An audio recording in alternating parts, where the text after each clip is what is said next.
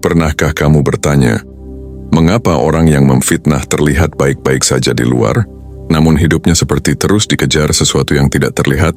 Pernahkah kamu melihat seseorang menyakiti orang lain dengan kata-kata, lalu tampak seolah kehidupan memihak kepadanya, sementara orang yang disakiti justru harus menanggung luka? Jika kehidupan adil, mengapa fitnah bisa beredar dengan cepat dan kebenaran justru berjalan tertatih? Atau mungkin kita selama ini melihat keadilan dari arah yang keliru? Apakah balasan selalu berbentuk kehancuran yang bisa dilihat mata, atau justru bekerja perlahan di dalam batin, di tempat yang tidak pernah dipamerkan ke siapapun? Coba renungkan satu hal ini. Saat seseorang memfitnah, apa yang pertama kali berubah? Apakah dunia di luar dirinya atau cara dia memandang dunia? Ketika seseorang terbiasa menyakiti, apakah yang benar-benar terluka hanya orang lain, atau ada sesuatu dalam dirinya yang pelan-pelan retak? Mengapa banyak orang yang gemar menjatuhkan selalu tampak gelisah, mudah curiga, dan sulit merasa aman meski dikelilingi tawa dan keramaian? Dan mengapa orang yang memilih diam justru sering terlihat lebih tenang, lebih utuh, dan lebih kuat dari waktu ke waktu? Apakah ini kebetulan?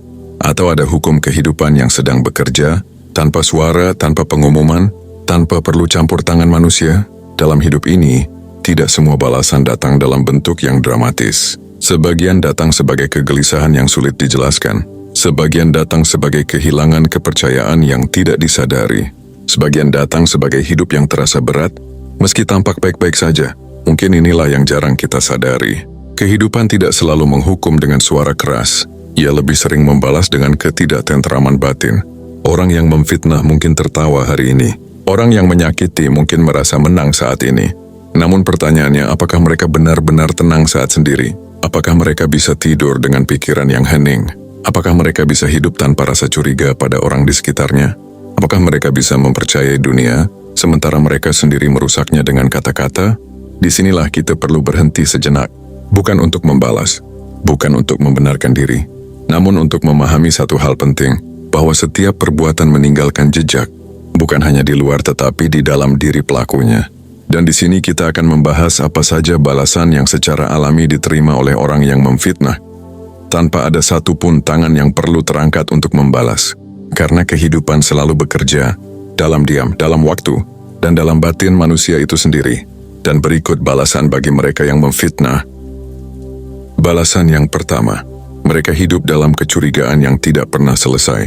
Orang yang memfitnah sering mengira ia hanya sedang berbicara tentang orang lain, padahal tanpa disadari, ia sedang membentuk cara pikirnya sendiri. Setiap tuduhan yang ia lepaskan perlahan mengubah cara ia melihat dunia. Ketika fitnah menjadi kebiasaan, pikiran mulai terlatih untuk mencari celah. Bukan kebaikan yang lebih dulu terlihat, melainkan kesalahan, motif tersembunyi, dan niat buruk. Dunia yang awalnya netral berubah terasa penuh ancaman. Di titik ini kehidupan mulai membalas dengan cara yang sunyi. Bukan dengan kehilangan harta, bukan dengan kehancuran yang terlihat, melainkan dengan rasa waspada yang tidak pernah padam. Ia mulai sulit mempercayai orang lain. Setiap kebaikan terasa mencurigakan. Setiap pujian terdengar seperti jebakan. Setiap senyum dianggap menyimpan maksud tertentu.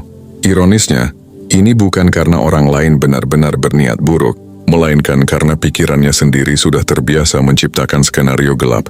Apa yang sering dipikirkan, lambat laun menjadi lensa untuk melihat dunia. Pada tahap ini, ketenangan batin mulai menjauh.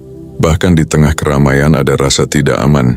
Bahkan saat tertawa ada kewaspadaan yang terus bekerja, seolah hidup selalu menunggu sesuatu yang salah terjadi. Inilah salah satu balasan paling awal bagi orang yang memfitnah. Ia hidup di dunia yang terasa berbahaya, padahal bahaya itu berasal dari cara pikirnya sendiri. Tanpa disadari, ia sedang menjalani hukuman batin. Bukan hukuman yang diberikan orang lain, melainkan hasil alami dari kebiasaan batinnya sendiri. Sementara itu, orang yang memilih menjaga lisan dan niat seringkali hidup lebih ringan. Bukan karena hidupnya lebih mudah, tetapi karena pikirannya tidak sibuk mencurigai segala hal. Disinilah perbedaan mulai terlihat. Satu hidup dengan hati yang selalu waspada, yang lain hidup dengan batin yang lebih lapang. Dan kehidupan hanya mengikuti arah batin masing-masing. Balasan yang kedua, mereka kehilangan kepercayaan tanpa disadari. Pada awalnya, orang yang memfitnah merasa kata-katanya didengar.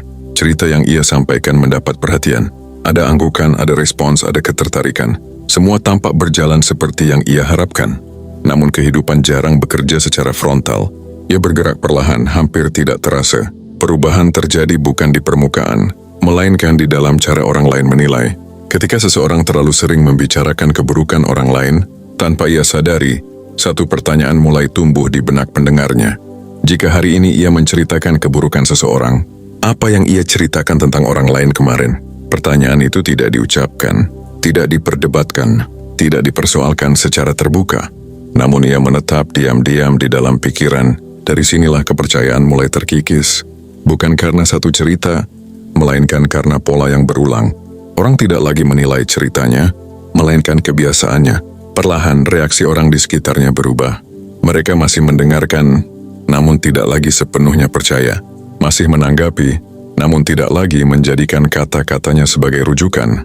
Inilah salah satu balasan paling sunyi dari kehidupan. Seseorang tetap berada di tengah keramaian, namun suaranya kehilangan bobot. Ia berbicara tetapi pengaruhnya menghilang. Yang lebih menyakitkan, hal ini terjadi tanpa pengumuman, tanpa peringatan, tanpa satu pun orang yang berkata terus terang. Semua berubah secara alami. Pada suatu saat ia mungkin mengatakan sesuatu yang benar, namun kebenaran itu tidak lagi berdiri kuat. Bukan karena isinya salah, melainkan karena sumbernya telah diragukan. Kepercayaan adalah modal sosial yang rapuh. Ia dibangun perlahan, namun runtuh melalui kebiasaan yang tidak dijaga. Fitnah mungkin memberi kepuasan sesaat, tetapi ia menukar kepercayaan dengan perhatian sementara. Dan saat kepercayaan menghilang, seseorang mulai merasakan jarak yang aneh. Orang-orang tetap ada, namun tidak lagi benar-benar dekat. Tetap ramah, namun tidak lagi terbuka. Di titik ini, kehidupan sedang memberi pelajaran bahwa kata-kata tidak hanya terdengar tetapi juga dicatat, bukan oleh satu orang, melainkan oleh lingkungan itu sendiri. Inilah balasan kedua bagi mereka yang memfitnah dan menyakiti. Bukan penolakan yang keras, melainkan kehilangan kepercayaan yang senyap. Dan ketika kepercayaan hilang, hidup terasa lebih sepi meski tidak pernah benar-benar sendiri.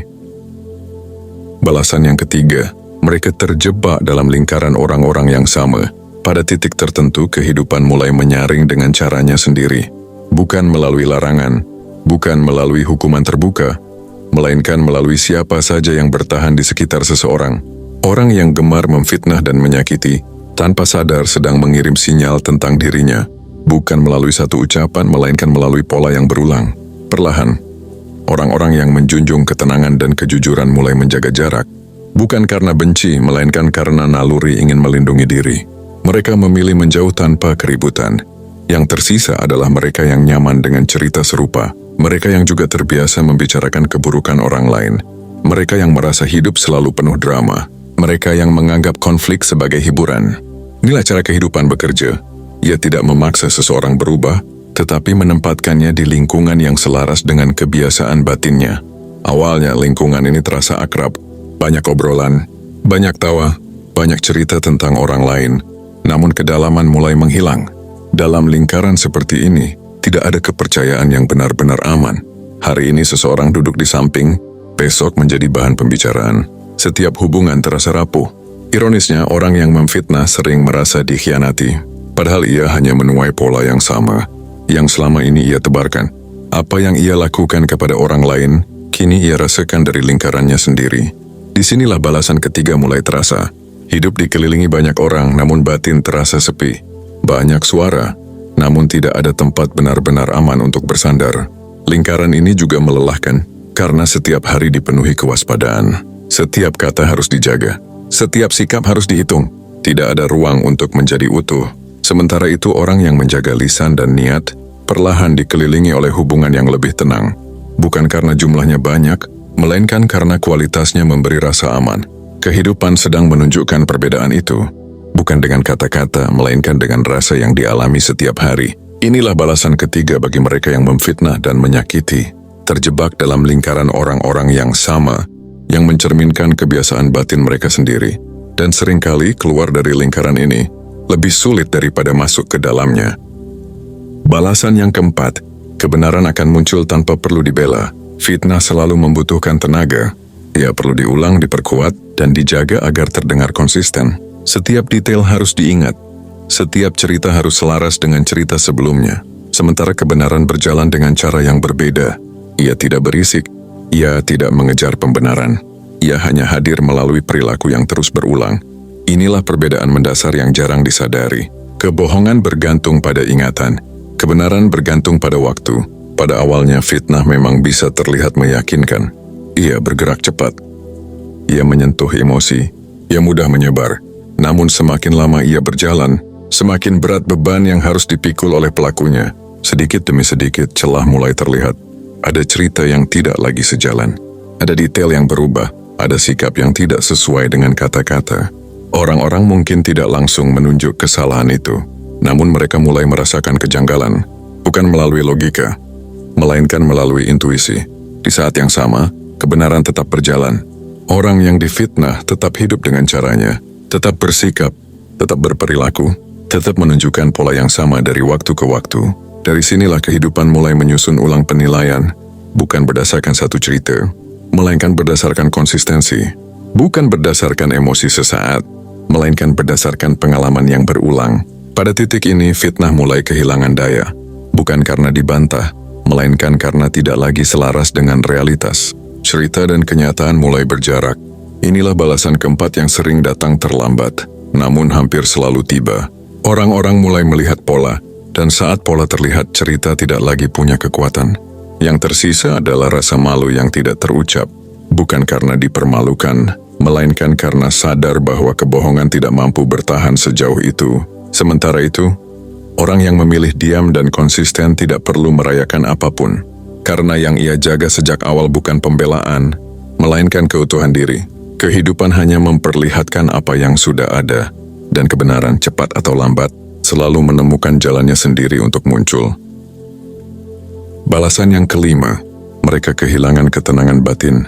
Pada akhirnya, ada satu balasan yang tidak bisa dihindari oleh siapapun yang terbiasa memfitnah dan menyakiti.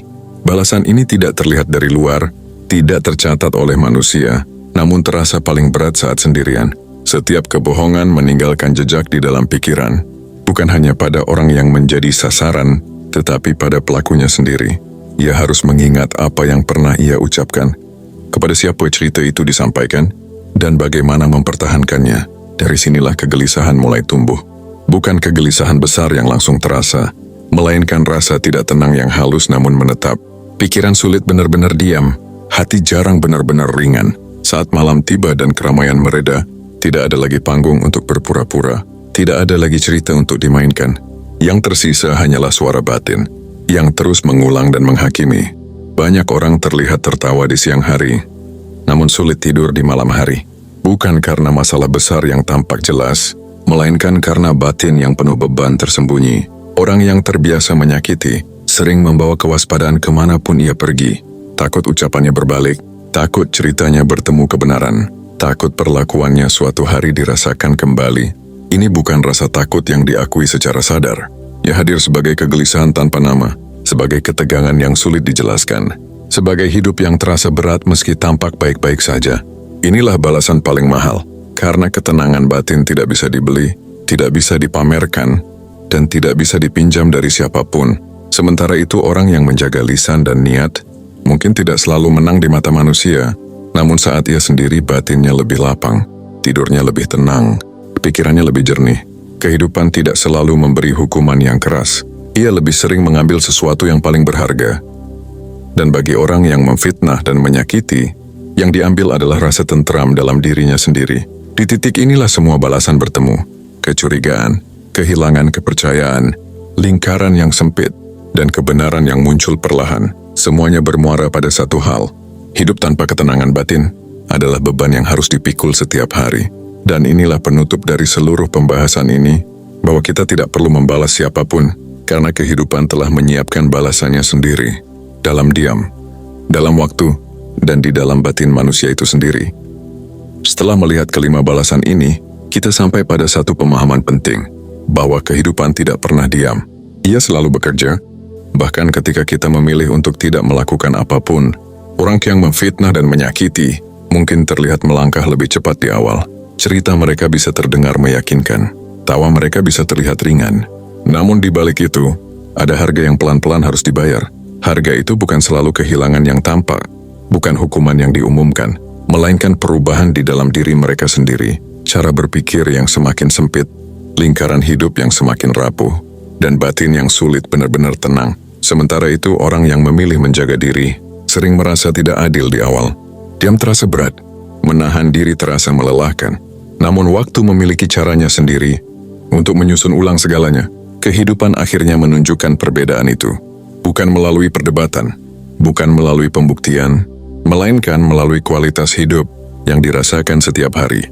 Disinilah kita memahami satu hal, bahwa kekuatan sejati bukan terletak pada kemampuan membalas, melainkan pada kemampuan untuk tidak ikut rusak. Ketika kita tidak ikut memfitnah, kita menjaga pikiran tetap jernih. Ketika kita tidak ikut menyakiti, kita menjaga batin tetap lapang. Dan ketika kita memilih diam dengan sadar, kita sedang memberi ruang bagi kehidupan untuk bekerja. Tidak semua kemenangan perlu dirayakan. Sebagian cukup dirasakan dalam keheningan, tidur yang lebih nyenyak, hati yang lebih ringan, dan hidup yang tidak dibebani kebencian. Maka jika hari ini kamu sedang difitnah, atau pernah disakiti tanpa alasan yang jelas, ingat satu hal ini, kamu tidak sendirian, dan kamu tidak kalah selama kamu menjaga dirimu. Selama kamu tidak mengorbankan ketenangan batinmu, kehidupan akan berada di pihakmu dengan caranya sendiri, karena pada akhirnya balasan paling adil bukanlah penderitaan orang lain, melainkan kedamaian yang tetap tinggal di dalam diri kita sendiri. Dan disitulah kemenangan yang sesungguhnya berada. Terima kasih sudah mengikuti hingga akhir. Sampai bertemu lagi di pembahasan selanjutnya.